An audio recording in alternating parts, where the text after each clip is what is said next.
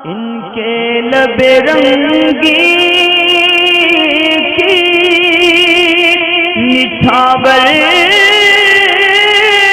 थी कि जिसने। सवाल ये किया गया है कि ज़कात को ज़कात कहकर ही अदा किया जाए या ज़कात के बगैर कोई और लफ्ज़ इसका इस्तेमाल करेंगे तो ज़कात अदा होगी या नहीं होगी। कि रिश्तेदारों को देते वक्त इस चीज़ में थोड़ी हया महसूस होती है कि उनको ज़कात कहकर देना थोड़ा अच्छा नहीं लगता, तो अगर हम कुछ और अल्फाज इसके लिए इस्तेमाल करेंगे तो ज़कात अदा होगी या नहीं होगी। तो इसमें बेहतर यही है कि आप ज़कात को ज़कात कहकर ना दें बल्कि कुछ और कहकर दें, तब भी आपकी ज़कात अदा हो जाएगी। और ज़कात अदा होने में एतबार इस चीज़ का है कि आपने जब इसको रकम को अलग किया, आपकी नीयत ज़कात देते वक्त ज़कात की होनी चाहिए, रकम को अलग करते वक्त ज़कात की नीयत होनी चाहिए।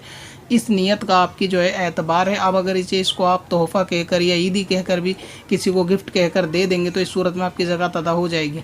और होता भी यही है कि कभी मुअज़्ज़िज़ शख्सियत होती है कि उसको ज़कात कहकर ना देना अच्छा लगता है ना उनको लेना अच्छा लगता है, तो उनकी इज़्ज़त का मलहूज़ रखते हुए उनकी इज़्ज़त को, तो अगर उसको आप तोहफ़ा कह के देंगे तो इस सूरत में भी कोई कराहत नहीं है, ज़कात अदा हो जाएगी। और इसमें होता भी यही कि ज़कात लेने वाले का इसमें एहसान होता है। दरअसल ज़कात देने वाला अपना एहसान जान रहा होता है कि गुरबा का एहसान है कि उन्होंने ज़कात ली, और बहुत से ममालिक ऐसे हैं कि ज़कात लेने वाला वहाँ कोई नहीं होता, तो वो लोगों को ज़कात अदा करने में बहुत सी दुश्वारियाँ आती हैं।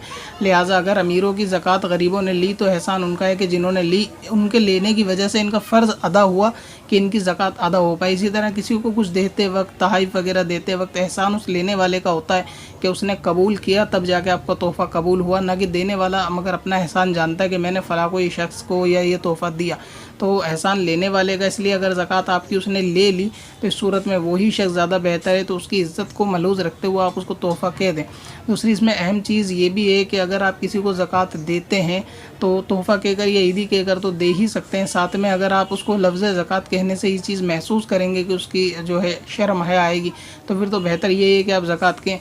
और अगर कहीं ऐसा मसला है कि अगर आप ज़कात भी ना कहें और तोहफ़ा भी ना कहें, खामोशी से दे दें और सामने वाले को मालूम है, तो यहाँ पे भी कोई इसमें मसला नहीं है। आप बिना कुछ बोले भी देंगे तो खामोशी के साथ देने की सूरत में भी आपकी ज़कात अदा हो जाएगी।